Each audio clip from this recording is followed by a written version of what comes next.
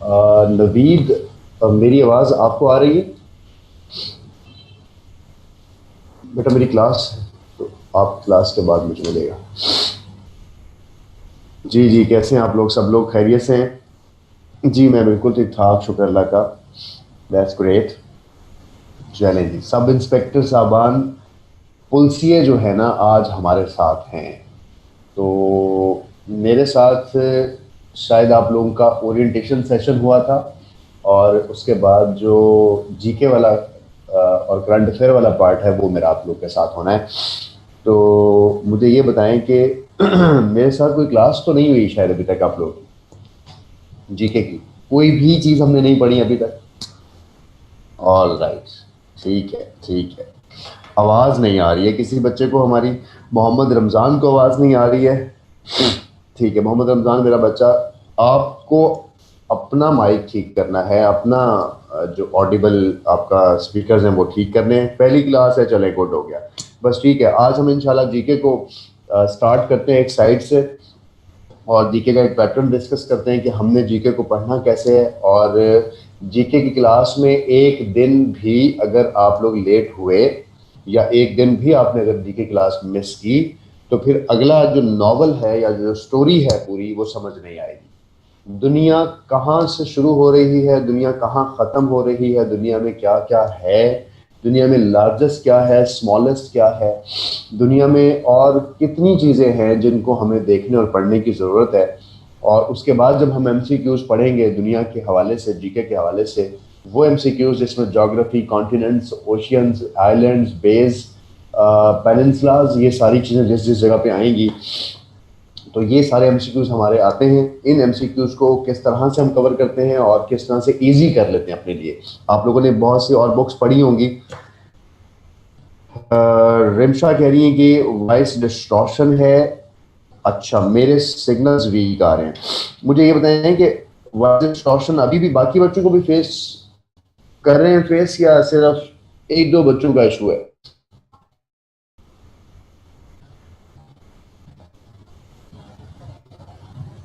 मोहम्मद उस्मान कह रहे हैं कि ठीक है। शीजा कह रही है लिटिल बिट ओके है सर। ओके, अच्छा चले, मैं थोड़ा सा माइक ठीक करने की कोशिश करता हूँ, और फिर शायद कुछ हम आवाज़ बेहतर कर सकें। अब देखें कुछ बेहतर हुआ है। चल दैट ग्रेट, कुछ आवाज़ आप लोगों को बेहतर हो गई है। चले अब बहुत ठीक हो गया, बेहतर हो गया। अब मेरी बात सुने कि जो हमारा जीके का पेपर है, मैं आप लोगों की टेक्स्ट ही ले रहा हूँ। चले दैट्स ग्रेट, थैंक यू। अब होगा ये कि जनरल नॉलेज का पेपर है ना, उसमें पूरी दुनिया समा जाती है, उसमें पूरी दुनिया आ जाती है, लेकिन उस पूरी दुनिया को कवर करना बहुत आसान है, राइट? और मुझे एक चीज बता दें सिर्फ, कोई एक बच्चा ही अपनी क्लास के बिहाफ पे, अभी तक जो आप लोग के पोर्शंस हुए हैं उसमें क्या क्या पढ़ा है आप लोगों ने? यानी कौन कौन सा एरिया ऑफ एमसीक्यूज पढ़ा है, यानी कौन सा सब्जेक्ट पढ़ा है आप लोगों ने? इंग्लिश पढ़ी है आप लोगों ने, राइट? जनरल साइंस पढ़ी है, दैट्स ग्रेट, ठीक है, ऑल राइट।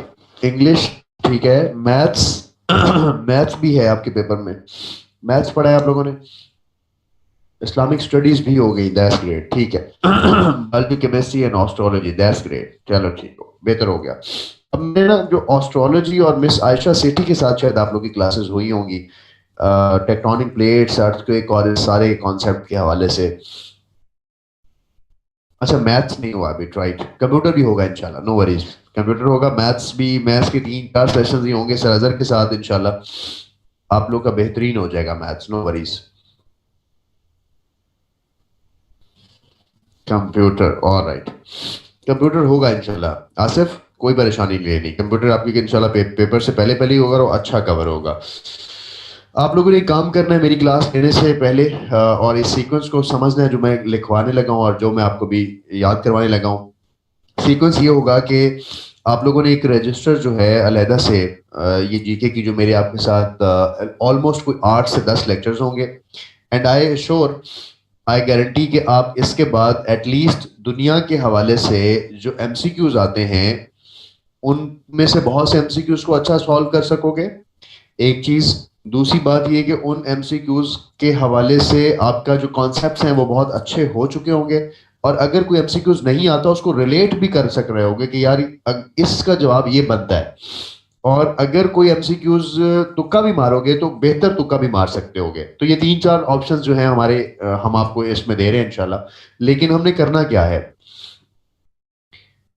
हमने करना ये है कि मैंने आपको फर्स्ट लेक्चर के अंदर, जब मेरी ओरिएंटेशन थी आप लोग के साथ, तो मैंने जीके के पॉइंट ऑफ व्यू से आपको बताया था कि हमने जीके को, या हमने अपने एमसीक्यूज नॉलेज को 0 से लेकर 100 तक, ए से लेकर जेड तक कवर करना होता है। यानी हर चीज को 1 बाय 1 कवर करना होता है। हम रैंडमली चीजों को प्रिपेयर नहीं करते हैं। जीके की प्रिपरेशन हम इस तरह से नहीं करते हैं कि हमने कोई एमसीक्यूज की किताब उठाई और वहां से एक एमसीक्यूज रैंडमली पढ़ा, उस एमसीक्यूज का जो जवाब हमें वहां पे पढ़ा मिला, हमने हमने समझ लिया कि वही सही जवाब है। हालांकि अगर उस एमसीक्यूज का क्वेश्चन चेंज कर दें या उसकी चार ऑप्शंस को चेंज कर दें, तो जवाब तो उन चार ऑप्शंस में से होगा ना। मैं कहता हूं कि एक दो तीन चार ऑप्शंस में है, तो जवाब एक होगा, दो होगा, तीन होगा या चार होगा। लेकिन अगर ऑप्शन में 5 6 7 8 है, तो जवाब 5 होगा, 6 होगा या 7 होगा, तो 8 होगा। हमारी पहली मिस्टेक ये होती है कि हम जनरल नॉलेज या हम एमसीक्यूज की प्रिपरेशन में ये करते हैं कि जब हम उसका एमसीक्यूज में प्रिपरेशन करते हैं, तो जिस बुक के अंदर, जिस गाइड बुक के साथ, जिस जनरल नॉलेज के साथ हमने उस चार अवेलेबल ऑप्शंस में से सही ऑप्शन का इंतखाब किया होता है ना, हम समझते हैं ये शायद पूरी दुनिया पे अप्लाई हो जाएगी। ऐसा नहीं है। यही चीज है आपके टेस्ट, और यही चीज पीपीएससी आप लोग के बारे में आगाह करता है बाद में जाके, कि लोग अपने रटे रटाए एक एमसीक्यूज को दुनिया के हर सवाल पर अप्लाई कर देते हैं। डोंट डू दिस, हमने ऐसा नहीं करना है। हम इस चीज को कैसे कवर करेंगे, इस बात को कैसे कैटर करेंगे, इसको समझने के लिए मैं आप लोगों को हम कॉन्टिनेंट वाइज तैयारी करेंगे। कैसे कॉन्टिनेंट वाइज तैयारी करेंगे? हम सबसे पहले एशिया में जाएंगे, पूरा एशिया एक्सप्लोर करेंगे कि एशिया क्या है, इसके कितने ममालिक हैं, बड़ा कितना है, छोटा कितना है, कौन कौन से कंट्रीज हैं इसके अंदर। उसके अलावा इसके रिवर्स कौन से हैं, इसके माउंटेन्स कौन सी हैं, इसके बेस कौन से हैं, इसके आइलैंड्स कौन से हैं, इसके लोग कैसे हैं, यहाँ लोग कैसे रहते हैं, लोगों का रहन सहन क्या है। ये सारे ये वर्ड जो मैंने बोले हैं, इन सारों के जो एमसीक्यूज एशिया से मुतल्लिक आपके पेपर में आते हैं, वो सारे इंशाल्लाह हम एक ही दिन में 3 घंटे के लेक्चर में, 2 घंटे के लेक्चर में, अगर 2 घंटे का होगा तो 2 लेक्चर्स, 3 आवर्स का होगा तो 1 लेक्चर्स, तो हम इसको इस तरह से कवर करेंगे। और उसके बाद फिर हम अफ्रीका कॉन्टिनेंट के अंदर जाएंगे, अफ्रीका को एक्सप्लोर करेंगे, हम यूरोप में जाएंगे, हम नॉर्थ अमेरिका में जाएंगे, हम साउथ अमेरिका में जाएंगे, हम आपको ऑस्ट्रेलिया लेके जाएंगे, हम आपको समंदरों में लेके जाएंगे, मैं आपको समंदरों की सतहें विजुअली दिखाऊंगा, बताऊंगा यहाँ पर क्या हो रहा है और किस तरह से चीजें हैं, और यहाँ से वो एमसीक्यूज क्यों बनाता है। तो चीजें थोड़ी इंटरेस्टिंग लग रही है ना? फरहाद, स्टूडेंट क्लास में इन कैसे होगा बताओ? आप सी आर हो, सिर्फ वो बच्चा इन होगा जिस बच्चे का अटेंडेंस रिकॉर्ड जो है वो एडमिन के पास है।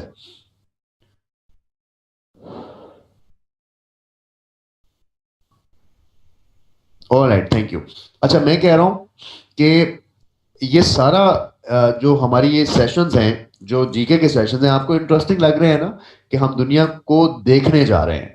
लेकिन दुनिया को देखना, एक वर्ड है स्कूबा डाइविंग। स्कूबा डाइविंग होती है कि आप समंदर के अंदर जाते हैं और गॉगल्स पहनते हैं, आप एक मुंह में वो ऑक्सीजन वाला सिलेंडर लेते हैं और फिर समंदर के अंदर जाते हैं और मछलियां और इस तरह की चीजें देखते हैं और बड़े खुश होकर बाहर आ जाते हैं।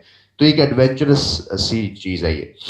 जब हम स्कूबा डाइविंग के लिए जाते हैं ना, तो वो जो जिस जगह पे हमने ये करना होता है, तैराकी करनी होती है, तो वो हमें पहले 10 से 8 घंटे की ट्रेनिंग देते हैं, 2 1 3 दिन में, कि आपने किस तरह से ग्लव्स पहनने हैं, किस तरह से आपने अपने पाँव के साथ ग्लव्स पहनने हैं, आपने किस तरह की डाइव्स लेनी है, आपने सिलेंडर के साथ किस तरह से रहना है। तो क्योंकि आप समंदर में जा रहे हो, तो कोई भी ऐसी मिस्टेक खुदा ना खास्ता आपकी जान ना ले ले, तो वो आपको पूरी लाइफ जो संभालने की स्किल्स है ना, वो बता रहे होते हैं और वो सिखा रहे होते हैं। तो इसी तरह जब मैं आपको कॉन्टिनेंट्स में लेके जाना चाहता हूँ या मैं आपको समंदरों में लेके जाना चाहता हूँ, तो उससे पहले कुछ बेसिक चीजें हैं जिनके बारे में आपको पता होना बहुत जरूरी है, और वो तमाम बेसिक चीजें मैंने आपके एमसीक्यूज के साथ लिंक कर दी कि जहां से एमसीक्यूज आते हैं। यानी हमें पहले तो ये जानना जरूरी है कि कौन सी जगह कहाँ है, और उस मैप के ऊपर जब वो एमसीक्यूज हमारे बनाता है तो वो किस तरह के एमसीक्यूज बनाता है। 50 से 60 जो पीपीएससी ने अभी तक पूछे हैं, मैप्स के हवाले से, लोकेशंस के हवाले से, कोऑर्डिनेट्स के हवाले से, कॉन्टिनेंट्स के हवाले से, ओशंस के हवाले से, दुनिया का पूरी जो लोकेशंस हैं उसके हवाले से, वो 50 एमसीक्यूज का पूरा कॉन्सेप्ट हम अभी समझेंगे यहाँ पे आप मेरे साथ। जब तक हमें वो कॉन्सेप्ट नहीं पता होंगे, उसके बाद जब मैं आपको एशिया में लेके जाऊंगा, तो वहां पर आप मुझसे वो बातें ना पूछ रहे हो जिस बात को हम पहले इस लेक्चर में, जो आज इंशाल्लाह हमारा लेक्चर कोशिश करेंगे कि उसको सारे को क्लियर करें, उसमें वो हम इंशाल्लाह उसको क्लियर कर लेंगे। एक तो ये बात हम पहले सीखेंगे और उसके बाद फिर हम अपने कॉन्टिनेंट शुरू करेंगे। मेरे 2 लेक्चर्स होते हैं किसी भी कॉन्टिनेंट को शुरू करने से पहले, कि हम उससे पहले हमें ये चीजें पता हो, हमें दुनिया के जोन्स पता हो, हमें ये टर्मिनोलॉजी पता हो, हमें ये पता हो कि रिवर किसको कहते हैं, हमें ये पता हो कि बेस किसको कहते हैं, हमें ये पता हो कि आइलैंड्स किसको कहते हैं, हमें ये पता हो कि माउंट, प्लेटू, ऑल्टीट्यूड्स, ये लफ्ज जब एमसीक्यूज में वो पूछता है तो ये क्या है। तो इसलिए हम पहले पूरा ट्रेनिंग उस चीज की लेंगे कि जब हम कॉन्टिनेंट्स में खुद जाएं, उनको घूमें, उनको फिरें, तो उससे पहले हमें चीजें आती हों। तो जो जीके का आपकी क्लासेस हैं, ये आप लोग के लिए इसलिए भी ज़्यादा इंटरेस्टिंग होंगी क्योंकि इन क्लासेस में आपको दुनिया के बारे में बहुत मज़ेदार इंफॉर्मेशन मिलने वाली हैं। आप दुनिया को बहुत करीब से खुद जाकर देखने वाले हैं।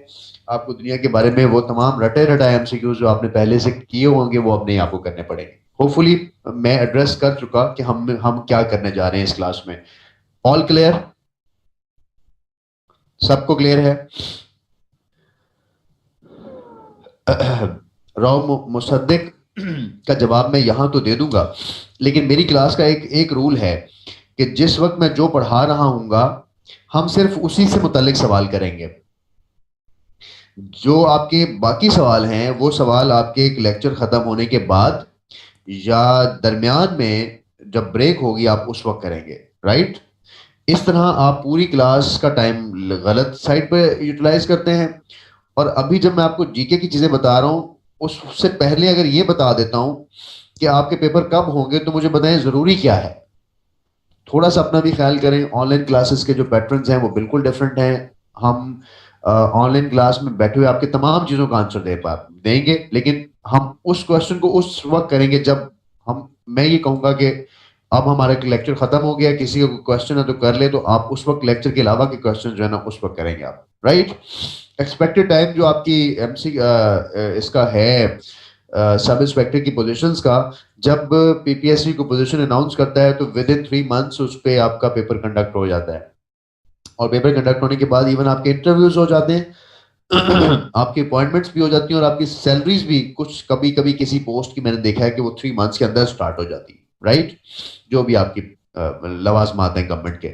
तो अब समटाइम्स ये डिले भी हो सकता है, लेकिन मैं इसको एक्सपेक्ट कर रहा हूं कि ये आपके दिसंबर के आखिर में और जनवरी के शुरू में आपका एग्जाम हो जाएगा ये।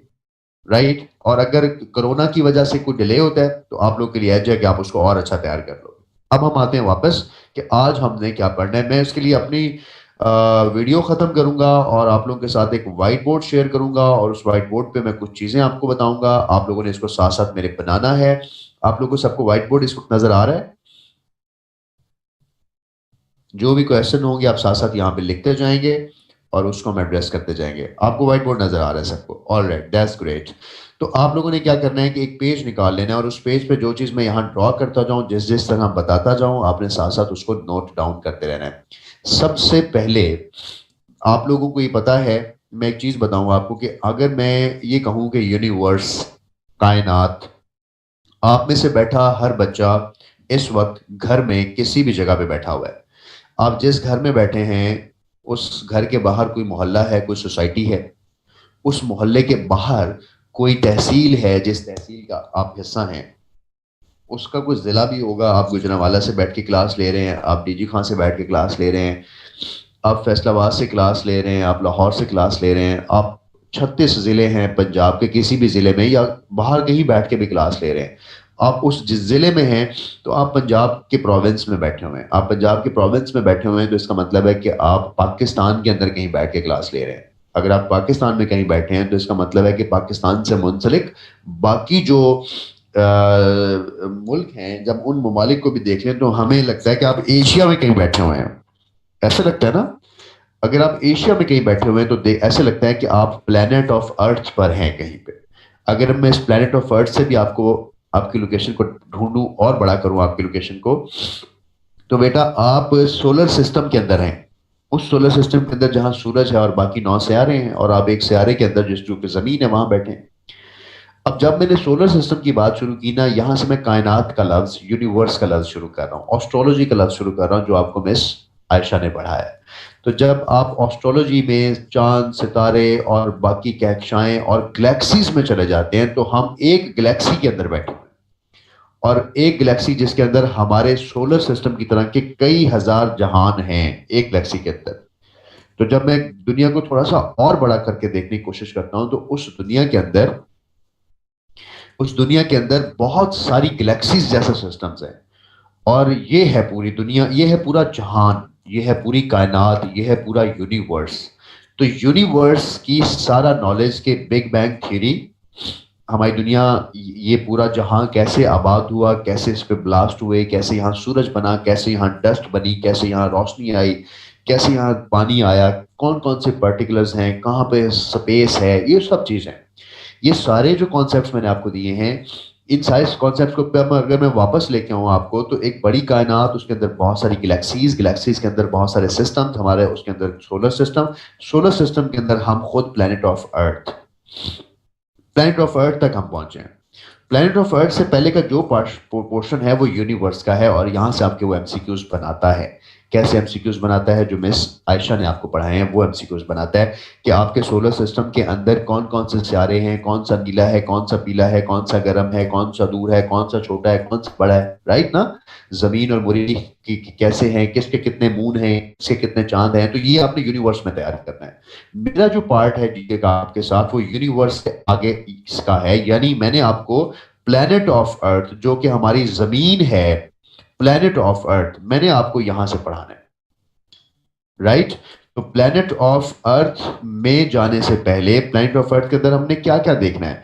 प्लेनेट ऑफ अर्थ के अंदर हमने इस पर मौजूद सारे खित्ते, जिनको हम कॉन्टिनेंट्स कहते हैं, इस पर मौजूद ओशियंस, और इन कॉन्टिनेंट्स के अंदर मौजूद कंट्रीज, कंट्रीज के अंदर क्या होगा, सिटीज होंगे, उन सिटीज की इंफॉर्मेशंस, उसके अंदर रिवर्स होंगे, रिवर्स की इंफॉर्मेशन, उसके अंदर एस्थोमस होंगे, ये सारी टर्मिनोलॉजीज आपको समझाऊंगा। उसके अंदर पेनिनसुलास होते हैं, उसके अंदर बेज होते हैं, उसके अंदर आइलैंड्स होते हैं, उसके अंदर लेक्स होती हैं, राइट।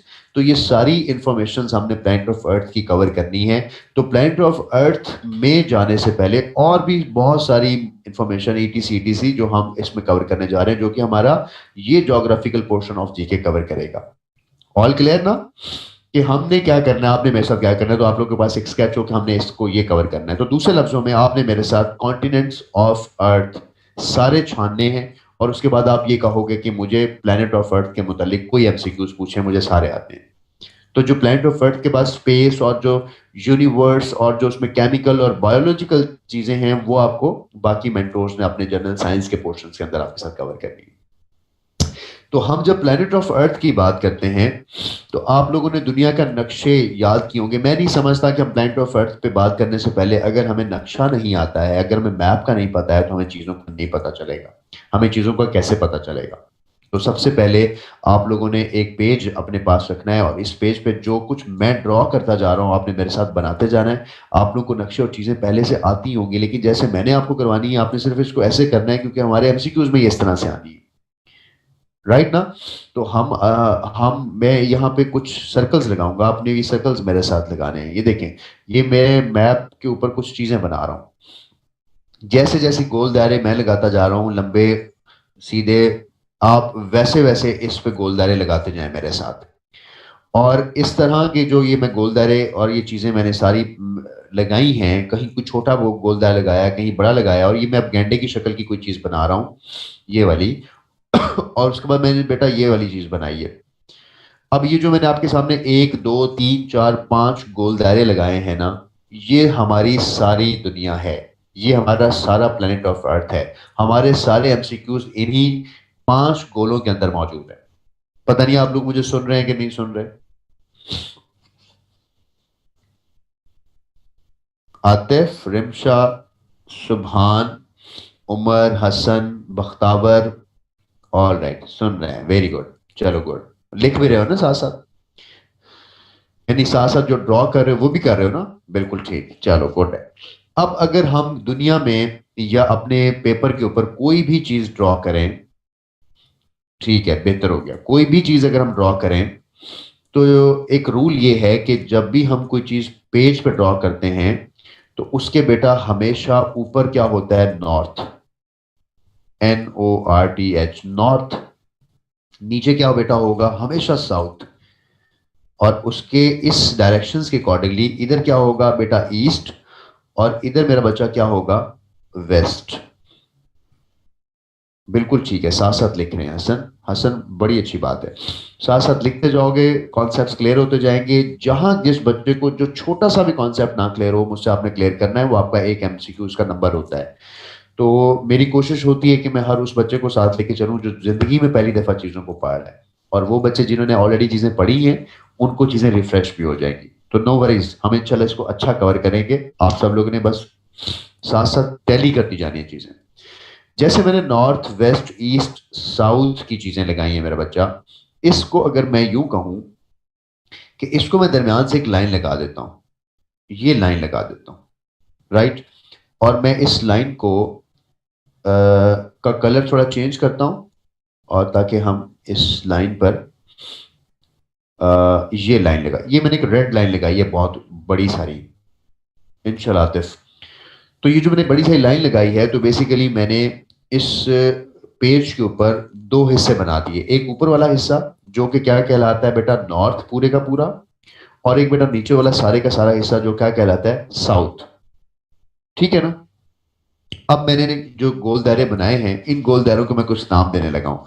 आप लोगों ने जो भी नाम दिए हुए हैं, किसी कॉन्टिनेंट को जिस तरह से भी रट्टे मारे हुए हैं, याद किया हुआ है, बिल्कुल ठीक होगा। लेकिन जिस तरह से अब मैंने बताना है ना, सिर्फ आपने इसको यूं ही याद करना है, क्योंकि हमारे जो MCQs पे इक्वेशंस बनती है ना, कि इसको आपने इससे रिलेट करना है, इसको ईस्ट में रखना है, इसको वेस्ट में रखना है, वो ये वाला मैप है जो मैं अभी आपको ड्रॉ करवा रहा हूँ।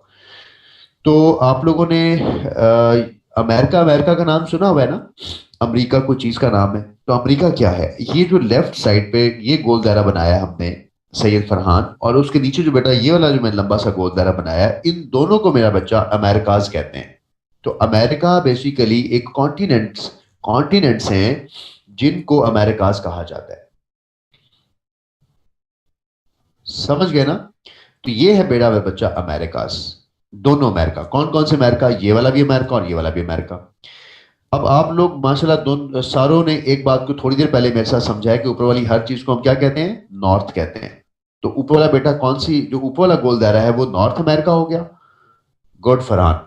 और जो नीचे वाला पोर्शन है ना, वो हो गया हमारा साउथ अमेरिका। तो अब हमें एक एक नाम और याद हो गया, दो कॉन्टिनेंट के नाम याद हो गए कि this continent is the north America, this continent is the south America. दोनों जो है अमेरिका हैं।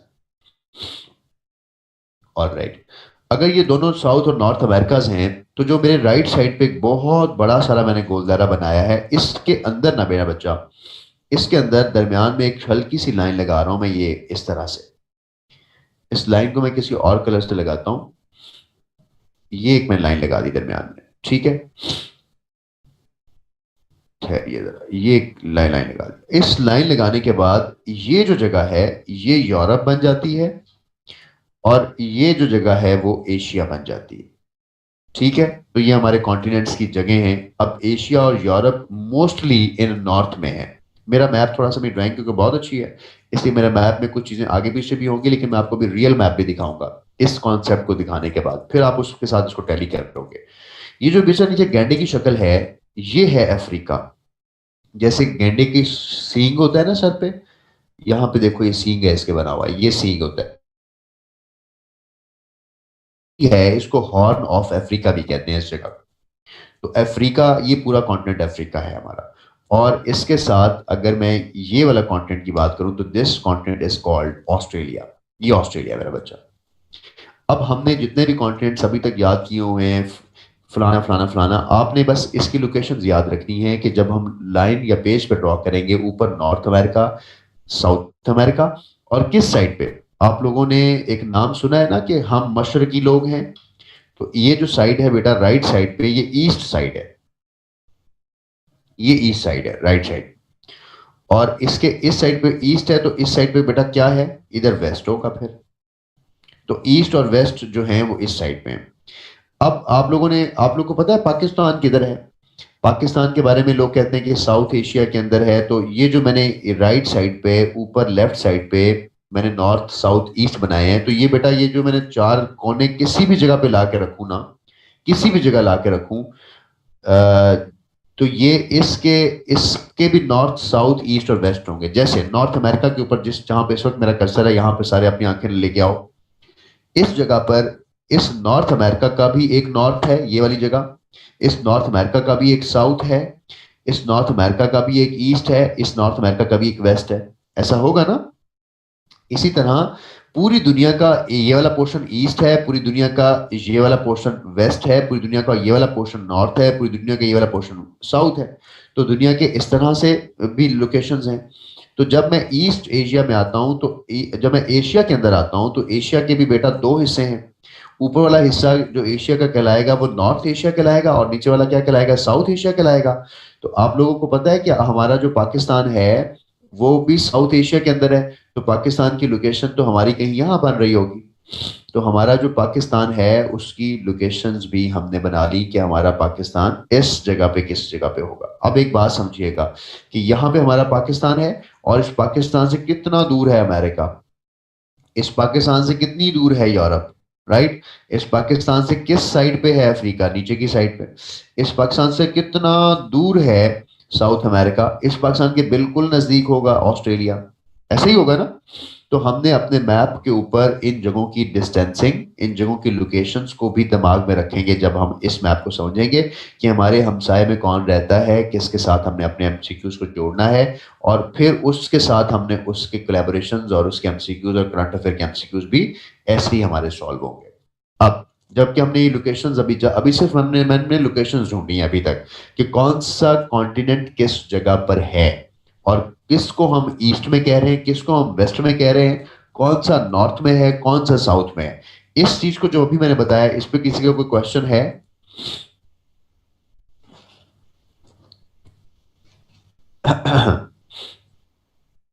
ऑलराइट, कोई क्वेश्चन फिलहाल नहीं आया, इसका मतलब है ये हमारा क्लियर हो गया है।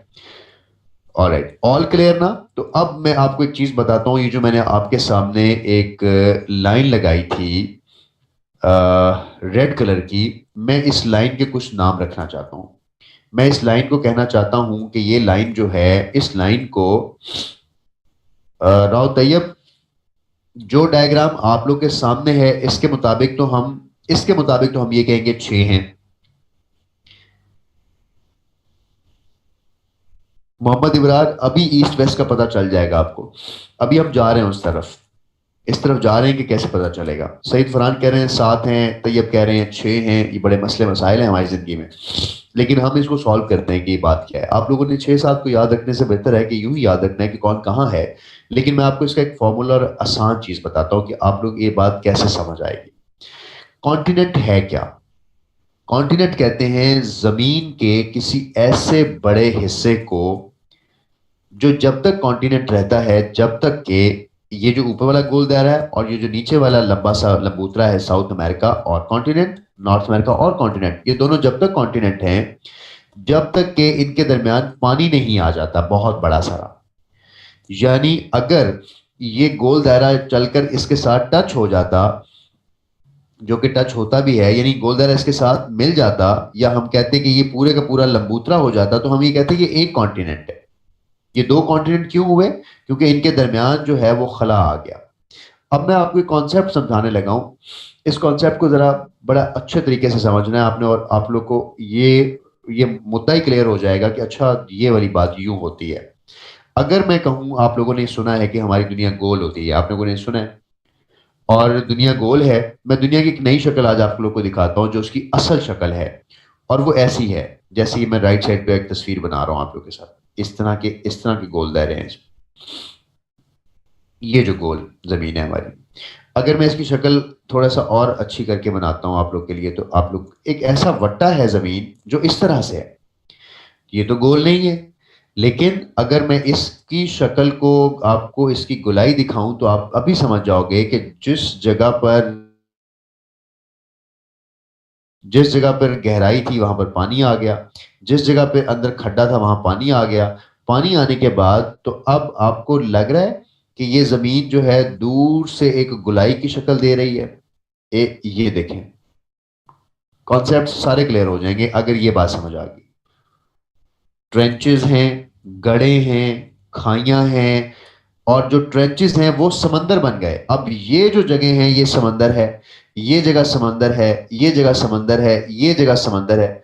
तो जो जगह बाहर निकली हुई है उनको हम कॉन्टिनेंट कह देते हैं, पहाड़ कह देते हैं। समझ आई ना बात की, कि ये जो कॉन्टिनेंट बाहर निकला हुआ है इसके ऊपर हमने बेटा घर बना लिए और इसके ऊपर हम रह रहे हैं और ये कॉन्टिनेंट है। कॉन्टिनेंट तो फिर ऊंची जगहों के नेम हुए ना, कि जो ऊंची जगह है, क्योंकि जो जगह गहरी हो गई वहां पानी चला गया। तो यहां पे हमारा एक कॉन्सेप्ट यू भी क्लियर हो जाएगा, जो बाहर निकला हुआ है उसको क्या बोलते हैं, जो बाहर की तरफ निकले हुए हिस्से हैं वो आपके पहाड़ हैं, वो आपके कॉन्टिनेंट्स हैं, वो आपकी जमीन है, वो आपके रोड्स हैं, वो आपके घर हैं जहां आप रह रहे हो। अगर हम नहीं होता, अगर पाकिस्तान के कराची के साहिल के इलाके नीचे की तरफ गए होते तो उसके ऊपर तो पानी आ जाता। पानी का काम तो लेवल करना है चीजों को। तो अब ये कॉन्सेप्ट कि अगर किसी जगह वो ये पूछता है कि which is the deepest place on the earth, तो दुनिया की सबसे गहरी जगह समंदरों में ही होगी, क्योंकि समंदर नीचे की तरफ जाते हैं और वहीं पर ही नीचे गहराई बनती है। कॉन्टिनेंट्स तो उभरी हुई जगह हैं, कॉन्टिनेंट्स तो ऊंची जगह हैं। तो फिर डीपेस्ट प्लेस को हम ढूंढते कहाँ हैं, कॉन्टिनेंट्स में नहीं, हम उनको ढूंढते हैं ओशियंस के अंदर। मैं आपको डीपेस्ट प्लेस सारी करवाऊंगा जो एमसीक्यूज में आती है, लेकिन जो जो कॉन्सेप्ट जिस जिस तरह से आपको स्टेप बाय स्टेप बताता जा रहा हूं, आप इसको बाय करते जाएं, आप इसको नोट करते जाएं, इस पे कॉन्सेप्ट अपना बनाते जाएं। ठीक है ना? ओके। अब मैंने ये जो कॉन्सेप्ट आपको बताया, अब मैं आपको एक कॉन्टिनेंट की बात समझाता हूं कि कॉन्टिनेंट उस चीज को कहते हैं जो एक गोल दायरा या एक ऐसी जमीन का खित्ता जो ये यहां बनाया और एक और खित्ता जमीन का, उसके दरमियान जो खाई थी वहां पानी आ गया, इसको हम कॉन्टिनेंट कहते हैं। लेकिन आप कहोगे सर यूरोप और एशिया के दरमियान तो एक लंबा ही गोल दायरा है, आपने तो इसके दरमियान कहीं पानी नहीं बनाया, इसके दरमियान आपने एक ब्राउन सी लाइन लगा दी है, इसमें तो पानी नहीं है, तो आप इन दोनों को क्यों एक कॉन्टिनेंट कह रहे हैं? इसी वजह से समटाइम्स यूरोप और एशिया को यूरेशिया भी कहा जाता है, कि इनके अंदर विजिबल पानी नहीं है, इनके दरमियान पानी विजिबली तौर पे पानी ने इनको नहीं काटा आपस में। यानी अफ्रीका और यूरोप और एशिया एक दूसरे से अलग हैं पानी के फासले से, ऑस्ट्रेलिया और एशिया एक दूसरे से अलग हैं पानी के फासले से। अगर मिले होते तो हम इनको एक ही कॉन्टिनेंट कहते। लेकिन यूरोप और एशिया को अगर हम गौर से दूर से देखते हैं, बिल्कुल नीचे लेके जाऊंगा आपको एशिया के अंदर, आपको वहां पर समंदरों और पहाड़ों और दरियाओं पे चलाऊंगा, फिराऊंगा, दिखाऊंगा, ये देखो ये वाला दरिया है, ये समंदर है, ये वो जगह है जिसकी हम बात कर रहे थे, ये एमसीक्यूज में आता है। तो जब मैं आपको एशिया में लेके जाऊंगा ना, उस दिन मैं आपको इस सवाल का जवाब दूंगा कि देखें यूरोप और एशिया के दरमियान वाज़ेह तौर पर पानी के नहरें बह रही हैं, पानी के दरिया बह रहे हैं, यहाँ पर ग्लेशियर्स बह रहे हैं, जहां जिसकी वजह से हम इसको अलहदा कॉन्टिनेंट कहते हैं यूरोप को, और एशिया को अलहदा कहते हैं। तो अगर हम एक लम्हे के लिए एशिया और यूरोप का लफ्ज भूल जाएं तो फिर कितने कॉन्टिनेंट हुए? जो भी अभी आप मुझे बता रहे थे 6 हैं या 7 हैं। एक हमारा नॉर्थ अमेरिका, दूसरा हमारा साउथ अमेरिका, तीसरा यूरेशिया 3, अफ्रीका 4 और ऑस्ट्रेलिया 5। और दो कौन से हमारे होंगे? वो वाले कॉन्टिनेंट्स जिनको मैं थोड़ी देर बाद ही आपको पढ़ाना था, लेकिन अभी बता देता हूं। एक मिनट दो, जरा मैं इसको जरा रिमूव कर दूं, इसकी हमें अभी जरूरत नहीं है, इसको मुझे रिमूव करने दें। ठीक है। तो ऊपर हमारे बेटा दो ऐसे बड़े पानी के खित्ते हैं जो जमे हुए हैं बेटा, राइट। अब ये जो इलाका है पानी का जमा हुआ है, इसको हम बेटा और नाम देते हैं। उसी तरह मेरा बेटा इसके नीचे भी एक बहुत बड़ा खित्ता है और जमा हुआ पानी का, उसको बेटा हम और नाम देते हैं। तो ये जो दो इलाके मैंने अभी आपके सामने ड्रॉ किए हैं, ऊपर वाले को बेटा हम कहते हैं आर्कटिक। नहीं, इक्वेटर की तो भी बात ही नहीं कर रहे हसनैन, हसनैन आबिद नेकोकारा, खूबसूरत नाम है तुम्हारा। अभी तो हम इस पे बात नहीं कर रहे, अभी तो हम सिर्फ जगहों के नाम ढूंढ रहे हैं। एंटार्क्टिका, सारे इक्वेटर क्लियर होंगे तुम्हारे, डोंट वरी, घबराना नहीं है बिल्कुल भी। दुनिया की हर शय क्लियर होगी, बस इजीली इसको देखते रहो, जो बना रहा हूं इसको साथ साथ बनाते जाओ। अच्छा, अब ये जो एक दो कॉन्टिनेंट्स मैंने और, तो इस कॉन्टिनेंट्स को ऐड करने के बाद अब ये कितने कॉन्टिनेंट हो गए? अब ये 7 हो गए। अगर हम इसको यूरेशिया पढ़ें तो आप लोग को एक कॉन्सेप्ट क्लियर हुआ ना कि यूरोप और एशिया के साथ हम अगर मिलाएं तो ये 8 हो गए, और अगर इस यूरोप एशिया को हम इकट्ठा कॉन्टिनेंट बोलें तो ये यूरेशिया हो गया। और कहीं अगर लफ्ज यूरेशिया बोला जाए तो उसका मतलब होगा एशिया और यूरोप के कंबाइन इलाके, जो कि बहुत से हैं। अब आगे चलते हैं, कुछ कॉन्सेप्ट्स को और पक्का करते हैं, और इसके अंदर और चीजें आप भरते हैं इन कलर्स के अंदर। ये जो मैंने बेटा रेड लाइन लगाई है ना, इस रेड लाइन को मैंने कुछ नाम देने हैं और आपने उन नामों को नोट करना है। मैं इसको कहता हूं ये 0 डिग्री लैटिट्यूड है।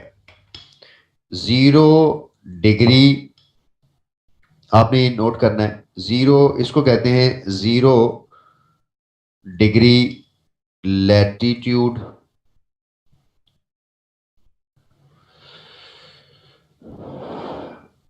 बख्तावर बेटा, हमारा जो एमसीक्यूज आएगा ना उसमें 7 और 8 का जो जवाब है हम पहले से कैसे बता दें कि क्या मार्क करना है? हो सकता है वो पूछे कि along with Eurasia how many other continents, हो सकता है वो पूछे without Eurasia how many other continents, तो उसके सवाल देख के हम जवाब देंगे।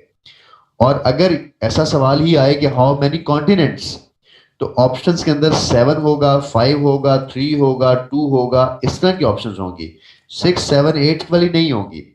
और अगर 6, 7, 8 वाली आए तो वो नहीं देगा, क्योंकि उसको पता है कि यूरेशिया का कॉन्सेप्ट यहां पर लाई करता है, तो बच्चे इसको उस कॉन्सेप्ट को दिमाग में रखकर इसको आंसर दे रहे हैं। इस ऐसे एमसीक्यूज नहीं आते। ऐसे एमसीक्यूज हम ये हमारा सवाल ठीक है, लेकिन एमसीक्यूज इस तरह का नहीं आएगा, क्योंकि उसने उसने 2 सही जवाब एमसीक्यूज में नहीं डालने होते।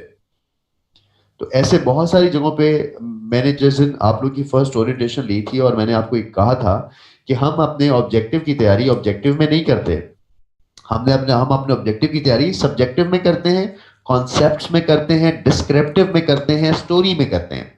That's why I am telling you story के इस तरह से हमने इसको समझना है। और इसके बाद जब आपके साथ में 50 एमसीक्यूज, जो कि most repeated MCQs of maps और ओरिएंटेशन ऑफ द लेक्चर्स हैं, आप देखोगे तो आपको क्लियर हो जाएगा कि हाँ ये तो सारे एमसीक्यूज आते हैं, और ये तो आप सारों को जुबानी याद हो गए हैं, बगैर पढ़े, बगैर याद किए, बगैर तुक्का मारे, बगैर उसको क्रैम किए, बगैर रट्टा मारे। ये बिल्कुल ऐसी स्टोरी है जैसी मैं आपको सुना रहा हूँ। इन स्टोरीज के अंदर बहुत सारे एमसीक्यूज हैं जो अभी तक आपके सॉल्व हो चुके हैं, लेकिन जब आप एमसीक्यूज को देखोगे पेपर्स में जाके, वहां आपको क्लियर होगा कि हाँ ये एमसीक्यूज तो मुझे आता है, ये तो एमसीक्यूज बनता भी नहीं है, पता नहीं उसने इतना आसान एमसीक्यूज क्यों दिया हुआ है। लेकिन हम क्योंकि उन चीजों को बगैर कॉन्सेप्ट उन चीजों के पढ़ रहे होते हैं, दैट्स वाई वो हमें तंग कर रही होती है। ठीक है, ऑलराइट, थैंक यू जी। अच्छा, 0 डिग्री लैटिट्यूड कहते हैं इस लाइन को। अगर मैं कहूं कि इसको मैं बेटा 0 डिग्री लैटिट्यूड कहूं तो क्या इस पे आपको इतराज है? आपको होना भी चाहिए, नहीं होना चाहिए, आई डोंट नो। अच्छा, मैं कहता हूं एक वर्ड है ट्रॉपिकल जोन, मैं कहता हूं एक वर्ड है equator zone, equatorial zone, right. मैं कहता हूं एक लफ्ज है ITCZ, ठीक है। मैं कहता हूं एक लफ्ज है पैरेलल। ये सारे जो मैं नाम लिख रहा हूं ना, ये मैं इस लाल जो लाइन में लगाई है ना, ये मैं सारे इसके नाम लिख रहा हूं, और इनके नामों से आपको बस ये बात आपने आज पक्की कर लेनी है कि सर ने हमें कहा था कि इस चीज को यही कुछ कहते हैं जो मैंने लिखा है। और ये टोरिड जोन का एमसीक्यूज भी आया हुआ था पिछले दिनों, ये भी इन्हीं में से किसी चीज को कहते हैं। बताता हूं किसको कहते हैं, इन सबको मैं 1 बाय 1 एक्सप्लेन करता हूं। 0 डिग्री लैटिट्यूड मेरा बच्चा क्या है? पहले तो ये समझें कि लैटिट्यूड का जो लफ्ज है वो क्या है। लैटिट्यूड का लफ्ज का मतलब है मैप के ऊपर हॉरिजॉन्टल लाइंस, राइट। लैटिट्यूड का मतलब है ये जो लाइन में लगाई है, ये जो बड़ी सारी मैंने लाइन लगाई है, ये 0 लैटिट्यूड है। इसको मैंने 0 नंबर दिया है।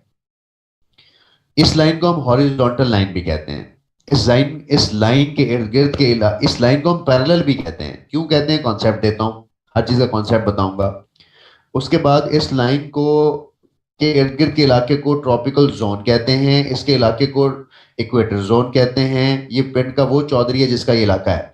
इसके इलाके को ट्रॉपिकल जोन, इक्वेटर जोन, इसके इलाके को ITCZ, इसके इलाके को टोरिड जोन, सारे कुछ इसको कहते हैं। क्यों कहते हैं? पहली बात कि जब हम कोई भी मैं आपको एक कॉन्सेप्ट देना चाहता हूं कि जो आप लोगों ने मिस आयशा के साथ जनरल साइंस में सन अर्थ रिलेशन में आप लोगों ने पढ़ना है कि सूरज जब हमारी जमीन के ऊपर आता है या सूरज जब हमारी जमीन पर रोशनी देता है, तो सूरज हमारी जमीन पर रोशनी किस जगह पे देता है? मेरे हाथ में एक टॉर्च है, ये टॉर्च आप लोग को नजर आ रही है। सूरज मेरा बेटा जमीन के इस हिस्से पे जहां पे इस वक्त मेरा कर्सर है, इस हिस्से पर सबसे ज्यादा होता है, ठीक है। और जो ऊपर वाले हिस्से हैं, यहाँ वाले हिस्से और यहाँ पे कम होता है। तो अब आपने क्या बात समझनी है, एक एक और छोटा सा फैक्ट बता रहा हूं कि जब भी हम जीरो इक्वेटर से ऊपर की तरफ जाएंगे तो सर्दी बढ़ जाएगी, कोल्ड हो जाएगी।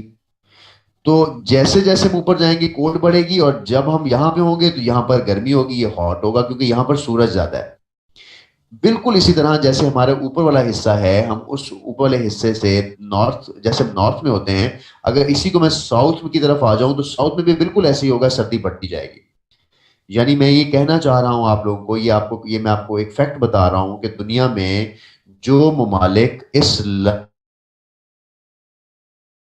ममालिक बेटा उनके साथ गर्मी होगी, उनमें ज्यादा गर्मी होगी, उनमें सूरज ज्यादा रहेगा, वो इक्वेटर जोन होगा, वो ट्रॉपिकल जोन होगा, वो टॉरिड जोन होगा, वो सूरज का इलाका होगा। लेकिन जैसे जैसे हम इस लाल लाइन से परे हटते जाएं, ऊपर की तरफ जाते जाएं, तो हम नॉर्थ की तरफ जा रहे होते हैं ना। हम इस जीरो लाइन से, 0 डिग्री से, जीरो पैरेलल से जब नीचे की तरफ आएंगे तो हम साउथ की तरफ जा रहे होते हैं, तो फिर भी सर्दी बढ़ रही होती है। अब जब अगर आपको ये पता चल गया तो मैं आपको फिर ये वाली बात भी बताना चाहता हूं कि अगर आप लोग को ये बात पता चली तो फिर ये बात भी आपको पल्ले होनी चाहिए कि जब हम 0 डिग्री से ऊपर जाते हैं, जब हम 0 डिग्री से नॉर्थ की तरफ जाते हैं, तो हर कदम के बाद जो हमारी डिग्री है उसमें इजाफा होता है, और ये लाइनें जो हैं ऊपर की तरफ बढ़ना शुरू हो जाती हैं। यानी जो मैंने मोटी वाली लाइन लगाई है, अगर मैंने उसको 0 कहा था, तो ऊपर वाली लाइन का नाम उसके नंबर के साथ चेंज हो जाएगा, 1 degree, 2 degree, 3 degree, 4 degree, 5 degree, 7 degree, और ये लाइनें ऊपर तक बेटा 90 डिग्री तक जाती हैं, ठीक है। यानी इसको अगर मैं 0 डिग्री लैटिट्यूड बोल रहा हूं, इस पर्टिकुलर लाइन को, अभी जो मैं आपको दिखाता हूं,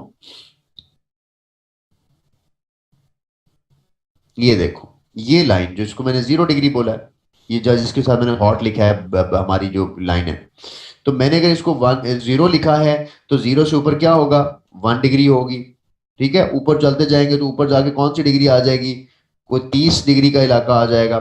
ऊपर चलते जाएंगे तो ऊपर जाके कौन सी डिग्री, 60 डिग्री का इलाका आ जाएगा, और बिल्कुल ऊपर चले जाएंगे तो 90 डिग्री का इलाका आ जाएगा। लेकिन 90 के साथ वर्ड लगा रहा हूं मैं, 90 डिग्री लैटिट्यूड।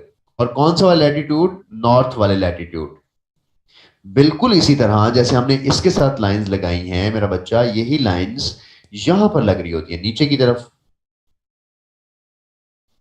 तो बख्तावर, ये बात क्लियर हो रही है ना आपको कि जब हम लाइंस ऊपर जैसे लगाते हैं बिल्कुल वैसे ही नीचे लाइंस लगती हैं। ये जो मैंने सीधी सीधी लाइंस लगाई हैं, इन लाइंस का मतलब है हॉरिजॉन्टल लाइंस, इन लाइंस का मतलब है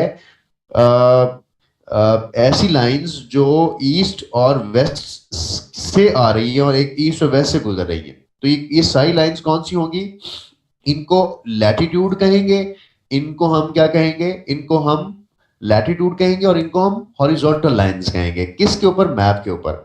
क्योंकि जब हमें ये बात पता चल जाती है कि सर ने हमें ये फैक्ट बता दिया कि जैसे जैसे हम आगे चलते जाएंगे तो हर लैटिट्यूड बढ़ने से, लैटिट्यूड के बढ़ने से क्या चीज बढ़ी होगी, सर्दी बढ़ी होगी, सर्दी बढ़ी होगी। ये देखें, ये सर्दी बढ़ी।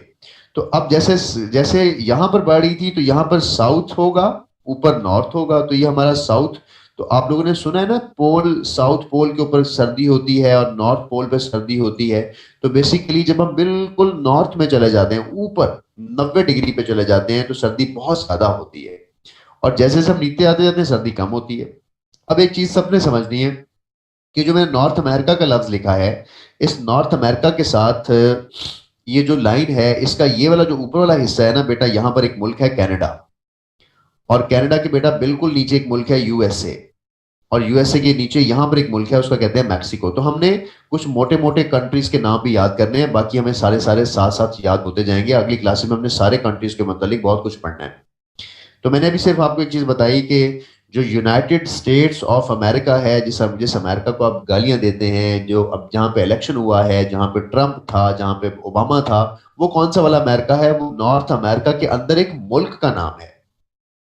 तो जब आप ये कहते हो अमेरिका ने ये कर दिया, तो बेसिकली आप ये कहते हो कि अमेरिका में कनाडा, यूएसए, मैक्सिको सारों ने कर दिया। नहीं, हम गलत कह रहे होते हैं। हमें क्या कहना चाहिए? हमें ये कहना चाहिए कि यूनाइटेड स्टेट्स ऑफ अमेरिका ने ऐसा कर दिया, राइट? तो रियासत हाय मुत्तहिदा अमेरिका ने ऐसा कर दिया। तो ये वर्ड होता है, लेकिन गैर गलत आम है, लोग इसको यूज कर रहे होते हैं। लेकिन आप जब चीजें पढ़ रहे होते हो, समझ रहे होते हो, तो फिर आप इसको ऐसे नहीं कह रहे होते हो और समझ रहे होते हो। तो अब मुझे एक बात का सबने जवाब देना है। आपके सवाल, जो सवाल मैं करूंगा उसके जवाब से मुझे अंदाजा होगा कि आप लोगों को अभी तक क्या बात समझ आई है। मुझे ये बताएं कि यूएसए में ज्यादा ठंड होगी या कनाडा में ज्यादा ठंड होगी? कनाडा में। Okay, okay, okay. किसी को लगता है कि यूएसए में ज्यादा ठंड होगी और कनाडा में नहीं होगी? कनाडा की निस्बत यूएसए में ज्यादा ठंड होगी, ऐसा अभी तक किसी को नहीं लगता। वेरी गुड, बहुत अच्छा। इसका मतलब है हम इस बात पे मुत्तफिक हो गए कि जब लैटिट्यूड बढ़ेगा, या जब किसी मुल्क के साथ, किसी मुल्क के बारे में अगर आपको सिर्फ इतना ही पता चल जाए कि वो किस लैटिट्यूड पे है, तो आप लोगों को ये तो आज सारे मुल्कों के बारे में पता चल गया कि वो ठंडे हैं या गर्म है। क्योंकि ठंडे और गर्म होने से बहुत फर्क पड़ेगा और बहुत सी चीजें पता चलेंगी। कैसी? सबसे पहले मैं आपको ये चीज बता दूं कि जो हमारा साउथ अमेरिका है, इसमें किस तरह के ममालिक के नाम हम पढ़ेंगे। इसमें हम बेटा ब्राजील का नाम आपने सुना है, वो पढ़ेंगे। इसके अंदर आपने बेटा अर्जेंटाइन का नाम सुना है, अर्जेंटीना। इस तरह के ममालिक के हम नाम पढ़ते हैं इसके अंदर। इसके अंदर बेटा हम पीरू और चिली, इस तरह के नाम पढ़ेंगे। तो अभी मोटे मोटे नाम बता रहा हूँ, ताकि अभी आपने इसको लिखते भी जाना है साथ, ताकि जब हम इन नामों को इन फ्यूचर बात करें कि ये मुल्क यहाँ है, तो आपके दिमाग में हो कि हम किस कॉन्टिनेंट की बात कर रहे हैं। और आपको ये भी पता हो कि वो मुल्क किस जगह पे है, ताकि उससे आप उसकी गर्मी सर्दी, उसके माहौल और चीज़ों को दिमाग में रखकर आप जवाब दे रहे हो चीज़ों का। जो बेटा यूरोप है, यूरोप में आपने ऐसे नाम सुने हैं ना, Germany, Germany, Germany, France, France, Italy, right? इसी तरह एक मुल्क है यूके, वो थोड़ा सा बाहर की तरफ निकला हुआ मुल्क है यूके, यूनाइटेड किंगडम, जिसको हम बर्तानिया बोलते हैं। यानी बाहर की तरफ निकले हुए का मतलब क्या हुआ? वो किस जगह पे है? जहां पर पानी है, समंदर है। इसी तरह ये सारे इलाका हमारे यूरोप में इस तरह के ममालिक होते हैं। जो बेटा एशिया का यूरोप है ना, सॉरी, एशिया का जो नॉर्थ है बेटा, वहां पर एशिया का नॉर्थ सिर्फ और सिर्फ रशिया पर मुश्तमिल है। बहुत बड़ा है रशिया, रशिया ने सारा उसको घेरा हुआ है।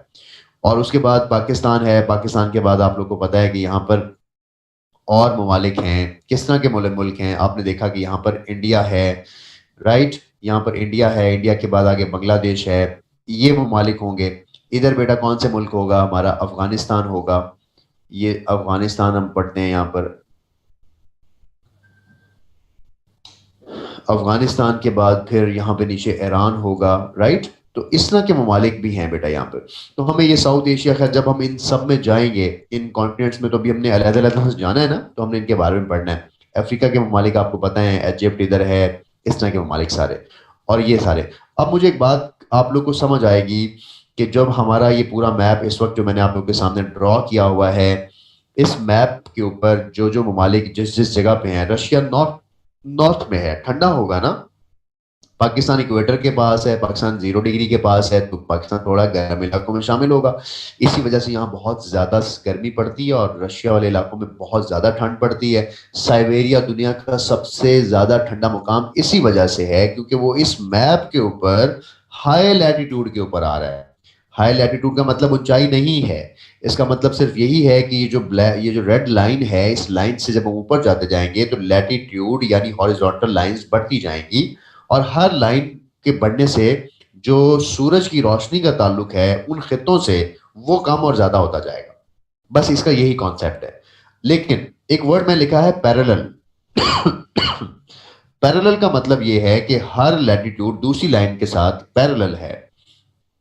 कहीं कोई किसी को मिक्स तो नहीं हो रहा ना, कोई किसी को क्रॉस तो नहीं कर रहा ना। तो अगर कोई आपसे ये कहे कि ये जगह 49 पैरेलल है, जैसे मैं आप लोग को ये बात समझाऊं कि कनाडा और यूनाइटेड स्टेट्स के बॉर्डर के दरमियान का एक इलाका है, उसको बेटा 49th पैरेलल कहा जाता है। आप लोगों ने एमसीक्यूज पढ़ा होगा कभी। वो क्यों कहा जाता है? इस वजह से कहा जाता है कि कनाडा और यूएसए के दरमियान जो बॉर्डर है फुटा खींच के 49 पैरेलल के ऊपर लगाया गया। तो दुनिया के हर बॉर्डर का नाम पैरेलल नहीं है, सिर्फ उन्हीं बॉर्डर्स का नाम पैरेलल होगा जो इन लैटिट्यूड के ऊपर हैं। माशाल्लाह से क्लास में कुछ शहजादे जो है ना वो अब आ रहे हैं, और ऐसे शहजादों का अब हम क्या करें, क्योंकि मैंने क्लास के शुरू में ही एक भाषण दे दिया था। हो क्या करें अब इन बच्चों का। अजान की ब्रेक लेनी है। अच्छा, बड़ी ब्रेक ते लगे हुए तुम सारे हैं। लो ब्रेक की, मेरे को तो अजान नहीं हो रही। ब्रेक आपकी अजान हो रही भी किसी और की होगी यार। किसी को बच्चे को भेजो, मैंने उसको चाय का कहना, लड़के को चाय दे देगा मुझे। अच्छा, डिस्कनेक्ट हो जाते हैं फिर रीज्वाइन करते हैं। ऑल राइट, चंक आप लोगों ने मिस नहीं करना। थिंग्स आर वेल कनेक्टेड और फिर हमारे पास होगा।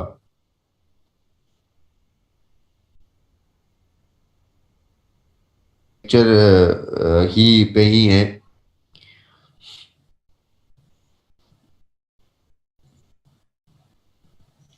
जी ठीक है, हम अपना लेक्चर ही कंटिन्यू कर रहे हैं। तो मैंने आपसे कहा कि जैसे मैंने ये अभी यहाँ पे आपको कुछ चीजें भी लिखी हैं कि पैरेलल का कॉन्सेप्ट समझ आ गया ना, कि कोई भी लाइन दूसरी लाइन के साथ क्रॉस नहीं हो रही है, टच नहीं हो रही है। अच्छा, जो 49 पैरेलल है वो ये वाली बात है कि एक एमसीक्यूज आता है कि कनाडा और यूएसए के बॉर्डर को क्या कहा जाता है। कनाडा और यूएसए का बॉर्डर लकीली 49th पैरेलल यानी 49th लैटिट्यूड के बिल्कुल ऊपर है। इस वजह से इस कनाडा और यूएस के बॉर्डर को 49th पैरेलल कहा जाता है। राइट। अच्छा, एक मुल्क है और उस मुल्क का नाम है कोरिया। और कोरिया जो है वो इस जगह पे है, इस जगह पे एक मुल्क है, इस जगह इस तरह से कोरिया है। राइट। कोरिया के दरमियान भी एक लाइन गुजरती है इस तरह से क्रॉस करके।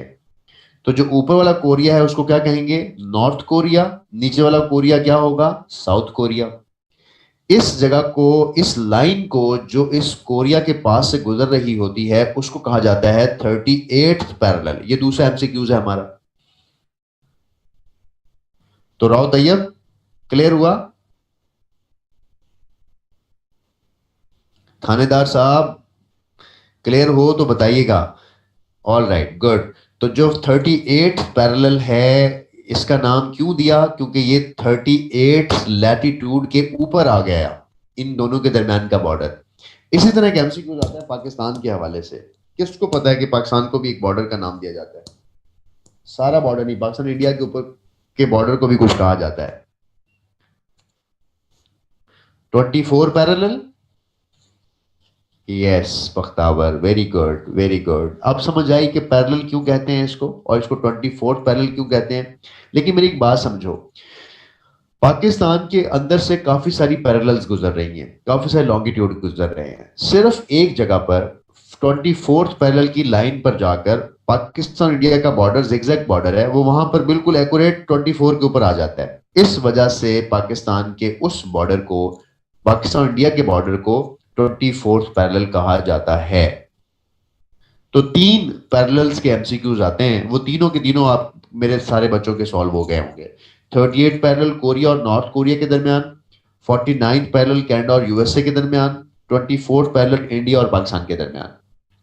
कोई ऐसा रॉकेट साइंस तो नहीं थी इसकी, ना ही इस चीज को कहीं याद रखने की जरूरत है। ये तो हमेशा के लिए याद हो जाएगी अगर ये तस्वीर आपके पास रहेगी, अगर इस तस्वीर को आपने मेरे साथ साथ समझा है। आगे चल रहे हैं, आगे चल रहे हैं, कुछ और कॉन्सेप्ट्स आ रहे हैं अभी आगे। अच्छा, जब हम ये कह देते हैं कि किसी मुल्क, कोई मुल्क सूरज के पास है और सूरज के पास नहीं है, तो ये हम इसलिए कहते हैं 38 parallel is between North Korea and South Korea. ठीक है, North Korea and South Korea.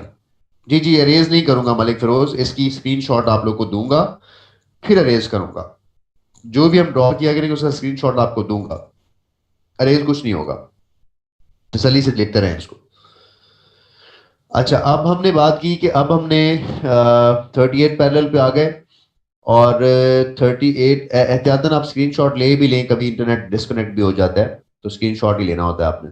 अच्छा, अब होगा क्या कि हम 38 पैरेलल की जो बात कर रहे हैं, पैरेलल्स पे हम निकल गए। मैं एक बात कह रहा था कि जो सूरज की रोशनी है वो जिस जिस जोन से गुजरती है, उस जोन को सूरज की रोशनी कभी आपने अपने घर के बाहर लॉन में, सहन में, या में उसका साया कहीं और बनता है, गर्मी में उसका साया कहीं और बनता है। तो मिस आयशा सेठी के साथ सूरज जमीन के रिलेशनशिप में आपको ये बात समझ आई होगी कि कभी सूरज नॉर्थ में चला जाता है, कभी सूरज साउथ में चला जाता है। यानी सूरज की रोशनी सर्दियों में, गर्मियों में हमारे पास यहाँ बहुत गर्मी पड़ रही होती है। आवाज डिस्टॉर्शन हो रही है मैमूना? अभी तक हो रही है बच्चा, या आपके एंड पे कुछ सिग्नल वीक हुआ था? कोई बच्चा मुझे बता दे, मेरी आवाज अभी तक डिस्टॉर्ट है? ठीक है आवाज। अच्छा जी, ये जहाँ जो सूरज की रोशनी हमारे पास आई, ये सूरज की रोशनी ने जब हमारे पास आती है, और आजकल सूरज कहाँ चला गया? ये जो मेरा कर्सर है इसको मैंने सूरज बना लिया आप लोग के लिए। ये सूरज आजकल बेटा थोड़ा नीचे चला गया है, ऑस्ट्रेलिया वाली साइड पे। रिमशा कह रही है कोई इशू है, लेकिन मैंने अब और करीब कर लिया माइक। तो ये जो सूरज आजकल यहाँ है, इस वजह से पाकिस्तान के ऊपर सूरज जरा कम है, और पाकिस्तान के ऊपर सूरज कम होने की वजह से जो सर्दी है वो हमारे पाकिस्तान में आ चुकी है इस वक्त। 1 मिनट देंगे मुझे, होल्ड करें।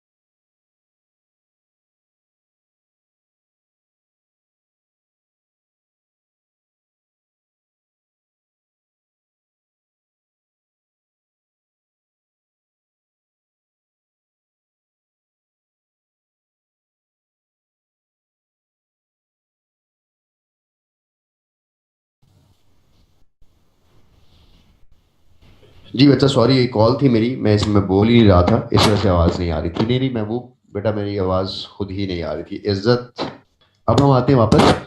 मैंने आपसे कहा कि सूरज जो है वो आजकल नीचे की तरफ है, और इस वजह से ऊपर रोशनी कम है। अच्छा, ये जो कनेक्शन है सूरज का हमारी ज़मीन और ख़ित्ते के साथ, इसको ज़रा समझते हैं। मैं ये कहता हूँ कि सूरज जो है इस जगह पे, मैक्सिको के इलाके, ब्राज़ील के इलाके, उसी तरह यहाँ पर इजिप्ट के इलाके, इटली के नीचे मेडिटेरियन के इलाके, इस तरह आगे चले जाएं तो पाकिस्तान, ईरान, पर्शियन गल्फ, और आगे चले जाएं तो मलाइशिया, जकार्ता, इंडोनेशिया, ये सारे इलाके यहाँ पर हैं। इन सारों में सूरज का बिहेवियर एक ही है, सही। और ये सारे के सारे इलाके ट्रॉपिकल इलाके कहलाते हैं, ये सारे के सारे इक्वेटर जोन कहलाते हैं। क्यों और कैसे? मैं एक एग्जांपल देता हूँ आपको कि हम मलेशिया चलते हैं, और मलेशिया के अंदर जो मलेशिया के जंगलात हैं, जकार्ता के जो जंगलात हैं, उन जंगलात के अंदर हर रोज बारिश होती है। क्यों बारिश होती है? जहां मेरा कर्सर इस वक्त है यहाँ पर सूरज, इसको सूरज समझ लें। सूरज जहां पड़ता है वहां से बुखारात बहुत ज्यादा एवेपोरेट होते हैं, और बुखारात बहुत ज्यादा एवेपोरेट होने की वजह से बादल बनते हैं। दूसरी बात यह कि जब सूरज की रोशनी पड़ती है तो पौधों की पत्तों के ऊपर जो स्टोमेटा होता है, छोटे छोटे सुराख होते हैं, वहां से पानी निकलता है बाहर, और उनकी वो भी बुखारात बनकर ट्रांसपायरेशन के प्रोसेस की तरह ऊपर जाके बादलों के अंदर पानी का बायस बनता है।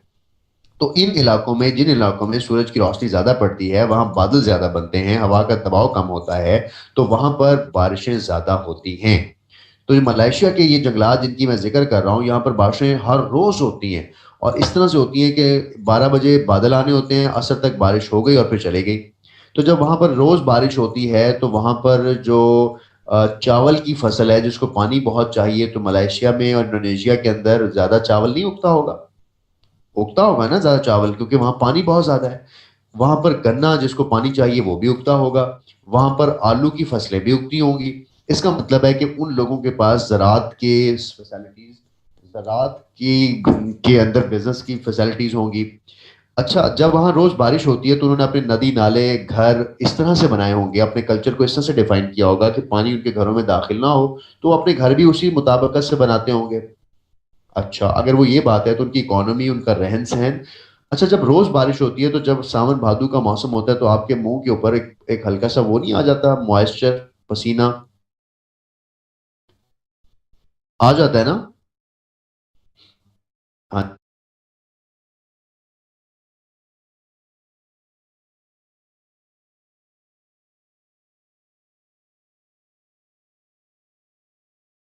जब तो इसका ये मतलब हुआ कि जब हमारे मौसम, हमारे अगर हमारे मुंह पे हल्की सी मॉइस्ट आ जाता है, हमें लगता है कि यार हमारे मुंह पे हल्का सा कोई पानी है, या हमारे मुंह पे कोई हल्की सी ऐसा लगता है कि जो बच्चे कराची में कभी गए हो तो वहां पर उनको लगता है कि मौसम जो है ना उसके अंदर अजीब तरह की सावन भादों वाला टच है, तो फिर आप क्या करते हैं, आप ऐसे कपड़े पहनते हैं जिनके अंदर से हवा का गुजर हो। आप ऐसे कपड़े पहनते हैं जिनको, जो कपड़े सांस लेते हो, यानी आप कहते हैं ब्रीद करते हो। नमी का लफ्ज मेरे मुंह में नहीं आ रहा था उमर, थैंक यू।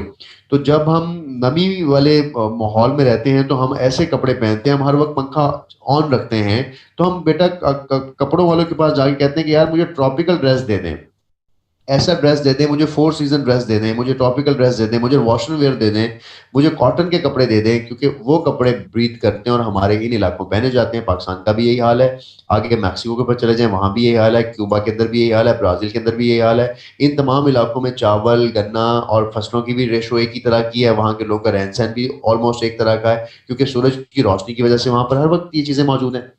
तो आप अक्सर खाना खाने जब रेस्टोरेंट्स में जाते हो तो वहां आप कहते हो कि मुझे थाई फूड खाना है, आप कहते हो मुझे ट्रॉपिकल फूड खाना है, यानी सावन भादो के मौसम में आप खाने और वो भी इस तरह से खाते हो।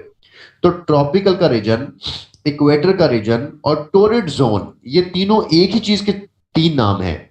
तो अगर एमसीक्यूज हमारा आता है कि टोरिड जोन किस लैटिट्यूड के इलाके को कहा जाता है, तो टोरिड जोन 0 से लेकर 30 डिग्री के इलाके को कहा जाता है, नॉर्थ वाली साइड पर भी और साउथ वाली साइड पे भी। तो आपकी आसानी के लिए मैं एक चीज बना रहा हूँ, मैं ये एक बड़ा सारा एक ब्लू कलर का एक बड़ी सारी चीज एक मैं डब्बा लगा रहा हूँ ताकि आप लोगों को क्लियर हो जाए कि ये पूरा के पूरा इलाका जो है, this portion is called, this portion is called torrid zone, this portion is called equator zone, this whole portion जिसको मैंने ब्लू से सर्कल किया है, this whole portion is called whole portion is called torrid zone, equator zone और tropical zone. अब मैं एक लफ्ज और लिखूं आप लोग के लिए कि 0 डिग्री से लेकर, अच्छा आवाज स्लो हो गई, आवाज इसलिए स्लो हो गई है कि मेरा वो माइक मुंह से उतर गया है, इस वजह से स्लो हो गई है, लेकिन आवाज आई तो है ना, ठीक है। तो ये जो मैंने नीला कलर पूरा लगाया है, इसका मतलब है कि ये तमाम वो इलाके, ये ट्रॉपिकल जोन भी कहलाएंगे, ये इक्वेटर जोन भी कहलाएगा, ये इलाका ये टोरिड जोन भी कहलाएगा, क्योंकि ये सूरज का इलाका है। सूरज इसी इलाके में घूमता फिरता रहता है, इससे ऊपर भी नहीं जाता और इससे नीचे भी नहीं आता, नॉर्थ वाली साइड पर भी और साउथ वाली साइड पर भी। ठीक है ना। तो अब इस बात को अगर मैं एक वर्ड लिखूं आपके लिए कि 23.5 नॉर्थ का इलाका, एक्यूरेट एक्यूरेट 23.5 नॉर्थ और 23.5 साउथ। सूरज इन दो लोकेशन से ना कभी ऊपर गया है ना कभी नीचे गया है, ऊपर नीचे से मुराद क्या है?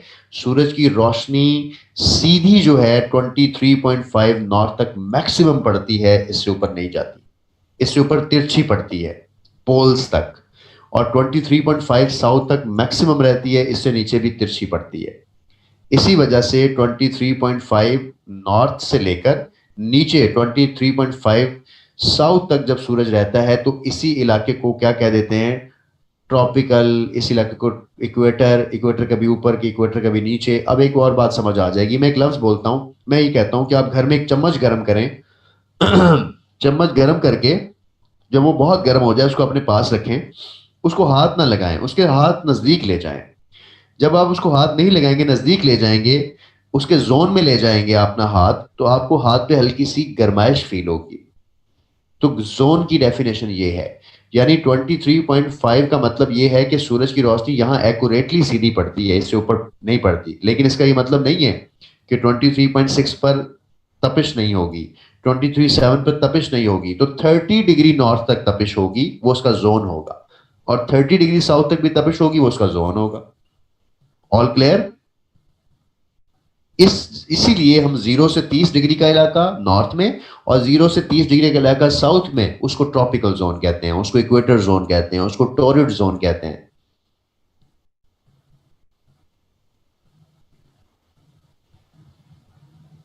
मलिक फिरोज ने अपना हाथ बुलंद किया है, आप लोग मुझे बताएंगे मेरी बात क्लियर हुई है आप लोग को? ये वाली ये कॉन्सेप्ट हमारा क्लियर हुआ है? Very good. अब हम आगे जाते हैं और आसान करते हैं इसको। Very good. 23.6 की बात की मैंने ये कही कि 23.5 का जो इलाका है वो इलाका है जहां सूरज की शुआ सीधी पहुंचती है, और जहां सूरज की शुआ सीधी पहुंचती है ना जमीन के ऊपर, वहां पर गर्मी फील होती है। नहीं, किसने कहा पीरू में सूरज नहीं निकलता होगा? सूरज की शुआ तिरछी पहुंचती है, सूरज तो पूरी जमीन के ऊपर है। जैसे ये देखो, ये मेरा कर्सर है, ये सूरज है फॉर एग्जांपल। यहां पर अगर मैं यहां पर सूरज बनाऊं, चलो मैं बना के दिखा देता हूं। अगर ये देखो, यहां मैं कहता हूं कि ये फॉर एग्जांपल सूरज बनाया मैंने, तो सूरज की शुआ यहां पे गई डायरेक्ट, यहां पे गई डायरेक्ट, यहां पे जमीन के ऊपर जा रही है, लेकिन इन जगहों पे डायरेक्ट नहीं, इन जगहों पे यूं पहुंच रही है। तो सूरज तो यहां से गुजर रहा है, अपनी रोशनी इन इलाकों को दे रहा है, लेकिन इन इलाकों को सीधी नहीं दे रहा, तिरछी जा रही है उसकी, उनकी तरफ। राइट? तो जिन इलाकों में तिरछी रोशनी जाती है, जाहिर है वहां पर कम होता है उसका रुझान। होल्ड करना है आपने 1 मिनट।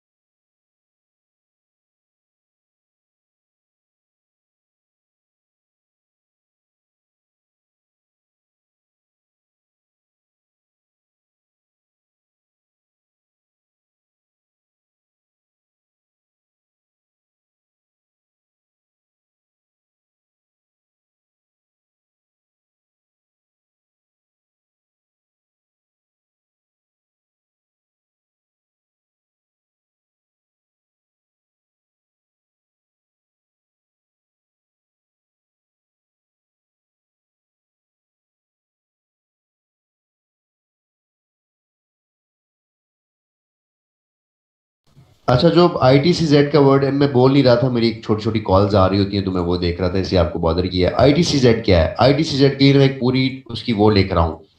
मुबशिर हुसैन, मुबशिर हसन, ऐसे तुक्के नहीं मारने।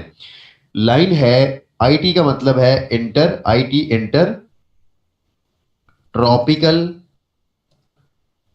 अच्छा, रमजान ने लिख दिया, बहुत शुक्रिया। Convergence zone. अब ये वर्ड क्या है, इस वर्ड को पहले समझ लेते हैं ना। मैंने कहा कि इस इलाके को, जिसको टोरिड जोन कहते हैं, जिसको इक्वेटर जोन कहते हैं, जिसको ट्रॉपिकल जोन कहते हैं, उसको ITCZ भी कहते हैं। इसको इंटर ट्रॉपिकल कन्वर्जेंस जोन भी कहते हैं। इसका मतलब जरा समझ लीजिएगा क्या है। इसका मतलब ये है कि जो सूरज की रोशनी है वो इंटर ट्रॉपिकल, इस ट्रॉपिकल के इलाके के दरमियान कन्वर्ज होती है, सबसे ज्यादा पहुंचती है। एक ही जगह कन्वर्ज होना, एक ही जगह बार बार आना, तो ये पूरा इलाका जहां सूरज की रोशनी चारों तरफ से आकर ज्यादा आके गिरती है, इस जगह को हम इंटर ट्रॉपिकल कन्वर्जेंस जोन कहते हैं, राइट। तो कभी कभी वो अगर आपसे ये पूछ भी ले कि ITCZ कहाँ है, तो आपको उसकी लोकेशंस पता होगी, क्योंकि ये ट्रॉपिकल जोन के ही इलाके को कहा जाता है, ये इक्वेटर के ही इलाके को कहा जाता है, ये टोरिड जोन को ही कहा जाता है। Any issue? I guess no. आगे चलें।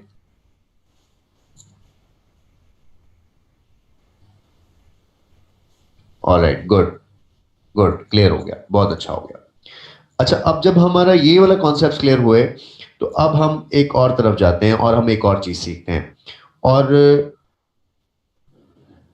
मलेशिया कॉन्टिनेंट नहीं है, मलेशिया एक कंट्री का नाम है जो कि एशिया का हिस्सा है। राव तैयब, जब हम एशिया पढ़ेंगे, कॉन्टिनेंट्स यही है जो मैंने आपके सामने बनाए हैं, इसके अलावा कोई नया नाम कॉन्टिनेंट का नहीं है। इसके बाद अगर आप ये नाम सुनते हो किसी मुल्क का कि उस मुल्क का नाम पेरिस है, पेरिस कंट्री का सिटी का नाम है, फ्रांस है, तो आपको ढूंढना है कि फ्रांस किस कॉन्टिनेंट के अंदर है। इस तरह से हम दुनिया के 196 ममालिक के मुतालिक अपने एमसीक्यूज ऐड करते हैं। तो बेसिकली आज हमारा एक फ्रेम ऑफ रेफरेंस बन गया है कि हमने चीज़ों को कहाँ कहाँ मजीद ऐड करना होगा जब जब हमने उनको पढ़ना होगा। क्योंकि इन तमाम इंफॉर्मेशन के बाद जब मैं आपको एशिया में ये बताऊंगा कि ये हायर लैटिट्यूड पे है, या जो मैंने टर्मिनोलॉजीज अभी आपको सिखाई है इनका जिक्र जब मैं वहां करूंगा, तो वहां मुझसे आप लोगों ने ये नहीं पूछना कि ये क्या होता है, क्योंकि उस वक्त हमने एशिया को कवर करना होगा, और एशिया को हम की डाइविंग करने से पहले, एशिया को घूमने से पहले हमें ये सारी बातें पहले पता हों। शहबाज अली का सवाल यही बता देता हूं, और ये सवाल यहीं पे ही पूछा जाने वाला भी है। जो अंटार्कटिका है और जो आर्कटिक है, ये ओशियंस भी हैं, ये कॉन्टिनेंट भी हैं, और ये डेजर्ट भी हैं। ये तीनों चीजें हैं। तो इसके सवाल अगर वो कॉन्टिनेंट्स में पूछे तो कॉन्टिनेंट्स में जवाब आए होंगे नीचे, वो अगर ओशियंस में पूछे तो ओशियंस में आएंगे, क्योंकि जमे हुए समंदर भी हैं। ये कॉन्टिनेंट है जिनके ऊपर बर्फ जमी हुई है, और इनके नीचे पानी बहकर समंदर बना हुआ है। Life is not possible there, yes, इसी वजह से इसको डेजर्ट कहते हैं। डेजर्ट वो जगह होती है जहां पर जिंदगी ना हो। तो यहां पर आर्कटिक और अंटार्कटिक में नहीं, बहुत ज्यादा ठंड है। देखें रशिया के अंदर कितनी ठंड है, लेकिन ये उससे भी ऊपर है। जो 6 मंथ नाइट एंड डे वाला कॉन्सेप्ट है ना सैयद फरहान, ये बेटा आप लोग को पढ़ाना है मिस आयशा ने सन अर्थ रिलेशंस के अंदर, कि सूरज और रोशनी का जो आपस में है, और सूरज और रोटेशन, जो जमीन घूमती है उसको रोटेशन, और जब जमीन सूरज की चक्कर लगाती है उसको रेवोल्यूशन कहते हैं। जब जमीन चक्कर लगा रही होती है तो उसकी जो शक्ल है वो किस साइड पर घूमी हुई होती है, जिसकी वजह से कुछ इलाकों में 6-6 महीने सूरज ही निकला रहता है और 6-6 महीने रात ही रहती है। हाँ, ये कॉन्सेप्ट अभी मिस आयशा साहब आपकी क्लासेस होनी है ना, तो वो आप लोग को सन अर्थ रिलेशन जब पढ़ाएंगी तो उसमें क्लियर करेंगी। अच्छा, तो मिस आयशा ने फिर आपको सन अर्थ रिलेशन पढ़ाया होगा, आपने उनको वहां क्यों नहीं पूछा ये? क्योंकि अब जो ये कॉन्सेप्ट बताने के लिए अगर मैं बैठूं तो it will take lot of time, और हम अपनी चीज कवर नहीं कर पाएंगे जिसके लिए हम बैठे हुए हैं। वहां पूछना था आपने उनसे। टिल्ट होती है ना हमारी जमीन, मैडम ने आपको पता बताया होगा, टिल्ट होने की वजह से उसका एक रुख जो है वो सूरज की तरफ ज्यादा रहता है, और जब सूरज अपनी रुख चेंज करता है, अगली सतह पे जमीन टिल्ट होती है, तो वो उस तरफ रुख ज्यादा हो जाता है। खैर, हम वापस अपने लेक्चर्स को वहीं से कंटिन्यू करते हैं। आर्कटिक और अंटार्कटिका के मुतालिक जो बच्चे का सवाल था कि कॉन्टिनेंट है या क्या बला है, तो मैंने बता दिया।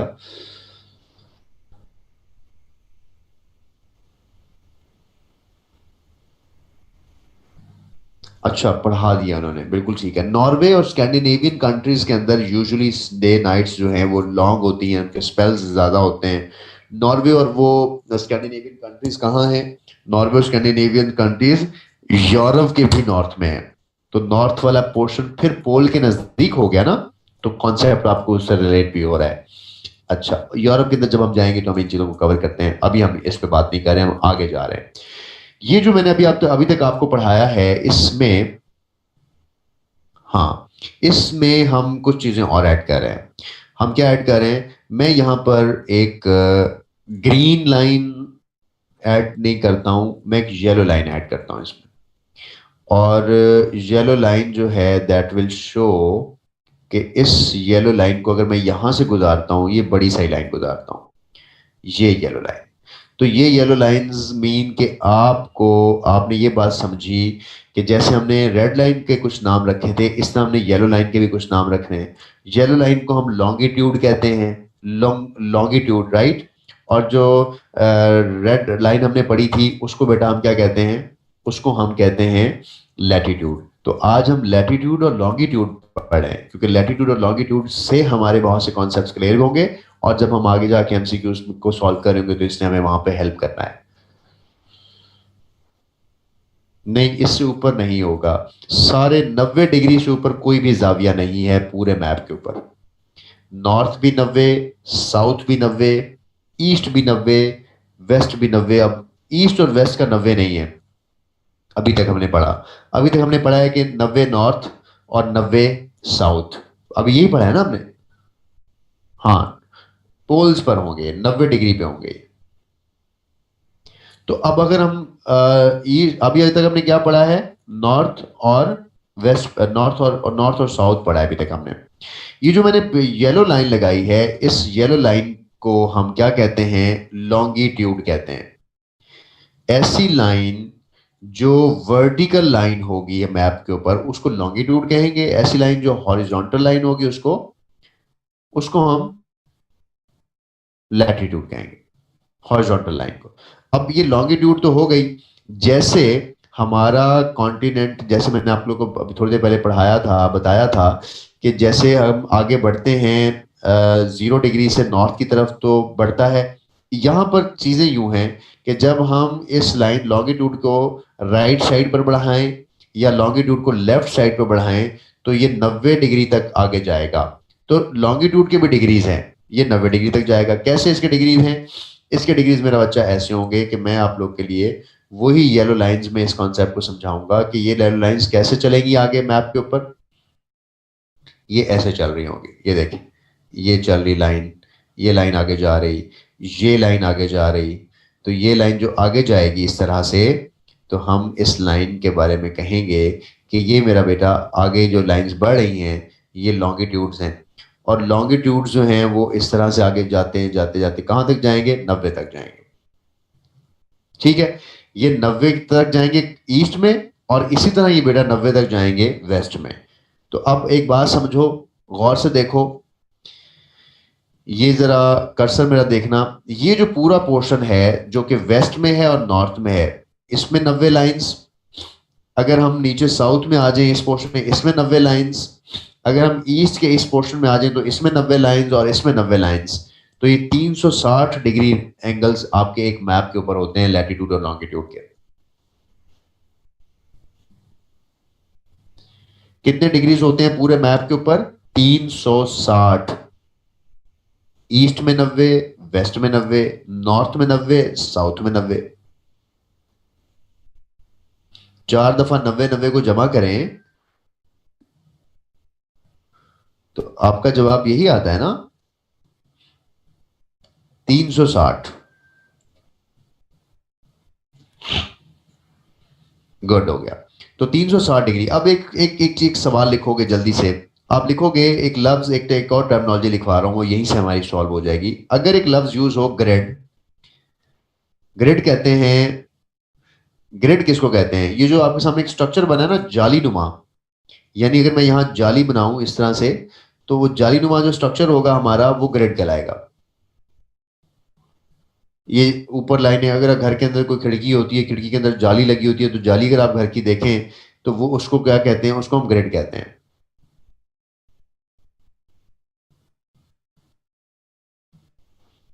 ठीक है ना, ग्रिड। और ग्रिड का दूसरा नाम, ग्रिड को ग्रेटिक्यूल भी लिखते हैं। लॉन्गिट्यूड और लॉटिट्यूड जब आपस में मिलते हैं तो उसको ग्रेटिक्यूल भी कहते हैं।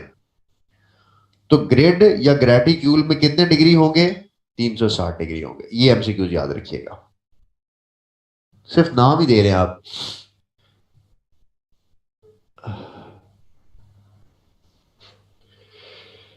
समझ गया ना मेरा बच्चा? तो कभी अगर ये वर्ड यूज हो ग्रिड में, कितने, ग्रिड क्या है? ग्रिड हॉरिजॉन्टल और वर्टिकल लाइंस हैं जो एक दूसरे से के साथ गुजर रही हैं। अच्छा, ग्रेटिक्यूल क्या है? ग्रेटिक्यूल भी हॉरिजॉन्टल वर्टिकल लाइंस हैं। ऑलराइट, इन दोनों को अगर हम मिला लें तो एक जाली बन जाती है ना ग्रेटिक्यूल कहते हैं उसको या उसको ग्रेड कहते हैं। तो अगर वो यूं ही पूछ ले कि मैप के ग्रेटिक्यूल में कितने डिग्री हैं, तो उसका मतलब यही है कि आपसे वो सारी लाइंस की डिग्रीज पूछ रहा है। अगर वो आपसे पूछे ग्रेड में कितने डिग्रीज है, तो वो 360 डिग्री है। कोई भी ऐसी बात नहीं है। मेरे मैप को कोई ना छेड़े भाई, मेरा मैप खराब हो जाएगा, वरना तस्वीर ना खराब करें मेरी। स्क्रीन पे कुछ भी ना लिखें अगर कोई लिख रहा है तो। आप लोगों को अभी तक ये बात बताई नहीं गई किसी ने कि टीचर जब पढ़ा रहे हैं तो आप लोगों ने स्क्रीन को नहीं छेड़ना, नहीं छेड़ना। बहुत आदतें खराब हो गई हैं आप लोग की। इसका मतलब है ये हमें पता चल जाएगा कि किसने लिखा है, उस बच्चे को ब्लॉक कर देंगे, एडमिशन ब्लॉक हो जाएगा। Don't do this.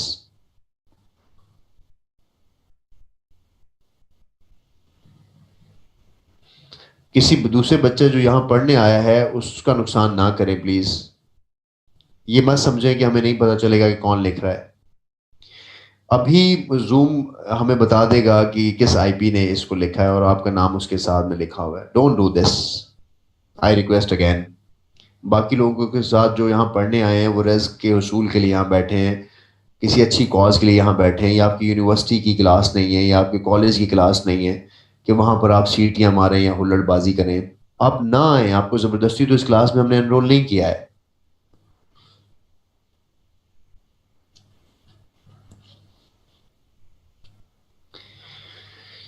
खैर, ये तो हम अब चेक करवा लेंगे कि किसने इसको लिखा है। ये बच्चे का तो एडमिशन कंटिन्यू नहीं होगा।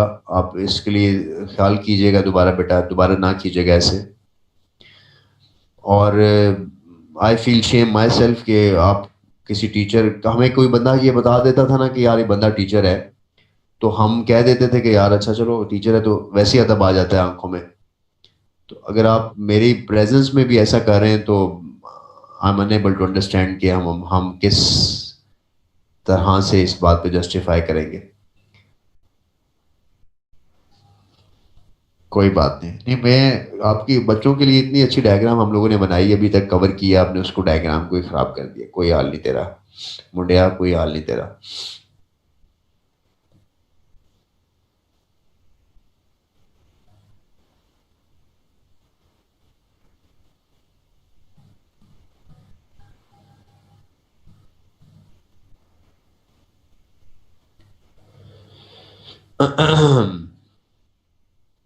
ओके जी, ओके ओके। अब हम एक कॉन्सेप्ट पे बात कर रहे थे, पता नहीं क्या था वो कॉन्सेप्ट, और क्यों एक्स्ट्रा बच्चे आज क्लास में हैं।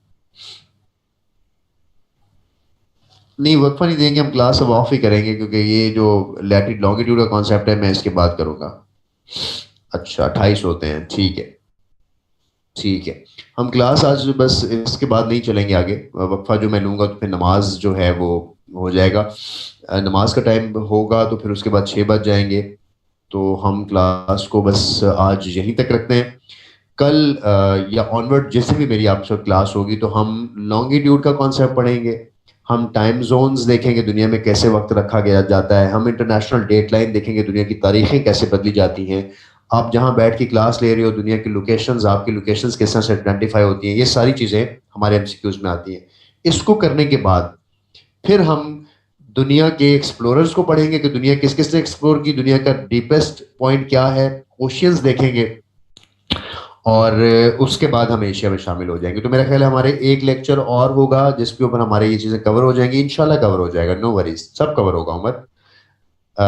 आज भी काफ़ी कॉन्सेप्ट्स नए हैं आप लोगों के लिए, कुछ बच्चों के पास, तो इसलिए चीज़ें थोड़ी सी वैसे ही हैं। इंशाल्लाह अगली क्लास में हम इसको कवर करेंगे। आप लोगों ने करना है कि ये कि अगली क्लास में जो सीआर साहब है, हमारे एक बच्चे के साथ मैं सीआर का लफ्ज़ देख रहा था। आपने मुझे बेटा मुझसे बस यही बताना है कि आप लोगों ने, हम लोगों ने क्या पढ़ा है। मुझे, मैं यही याद रखूंगा कि मैंने सिर्फ अभी आप लोगों को लैटिट्यूड तक ही पढ़ाया है, आगे नहीं पढ़ाया। चलें, गुड है, अच्छा था, तो इंशाल्लाह आगे भी अच्छे होंगे, मजा आएगा आपको। अभी तुमने दुनिया देखनी है, अभी तो थोड़ी बोरिंग चीजें हैं, टेक्निकल चीजें हैं, तो आगे इंशाल्लाह जब दुनिया को एक्सप्लोर करेंगे तो ये फिर ठीक होगा। चलें, आबाद रहें, खुश रहें। हम क्लास को वाइंड अप करते हैं, आप नमाज पढ़ें, क्योंकि नमाज पढ़ने के बाद 15 मिनट ही हमारे पास बचने थे, तो ब्रेक हमने नहीं ली, कॉन्टिन्यूसली हमने नमाज पढ़ी है। अगली क्लास में आप सब लोगों से मुलाकात होगी इंशाल्लाह। अल्लाह हाफिज़।